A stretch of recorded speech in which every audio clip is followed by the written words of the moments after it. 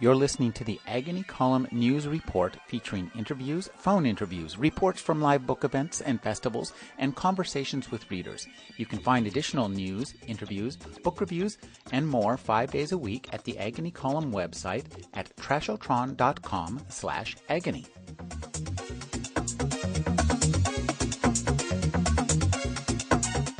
I'm speaking with Jay Lake. Thank you for joining me, Jay. Hi, Rick. It's good to be here. Jay, you've written pretty much everything in multiple volumes in many ways. I'd like you to just talk a little bit about being so prolific and so well-versed in writing in pretty much any genre. How do you move from one genre to another without the genres infecting one another? Well, I'm not sure that I wouldn't call it a neurosis or possibly a psychosis, frankly.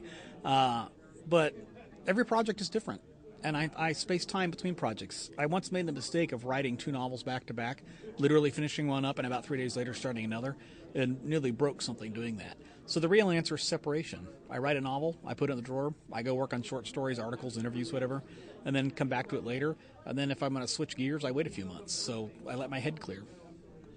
Your latest novel that you're just reading to us from tonight is space opera, which is a really interesting genre, I think. So talk a little bit about creating an entire universe out of whole cloth.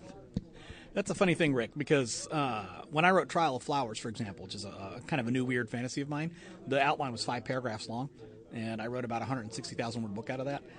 The outline for this Sunspin space opera project is 140 pages long. And I keep adding to it. And about 100 pages of that is background about the universe, essays and ship lists and, history of the universe to keep myself on track for exactly that reason, to build that world. But one of the things that I remember even reading as a kid was Robert Heinlein's Future Histories and being fascinated by the timelines and all of the implied reality behind that. So I guess at one level I'm really consciously modeling that. Again, with timelines, with histories. This particular universe is modeled after very early Renaissance Europe, where they're still very aware that Rome collapsed, and they're only now getting back to it after 1,000 years of wandering around in the darkness. That's kind of the situation these people are in. So there's a historical model, there's a genre model, and then there's just the whole make it up as I go along and boy, isn't this fun business.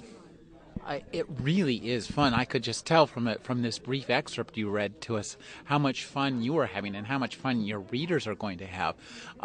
When you're doing this, because you're talking about, what times that from the characters' perceptions are pretty grim and things are really... Sample complete. Ready to continue?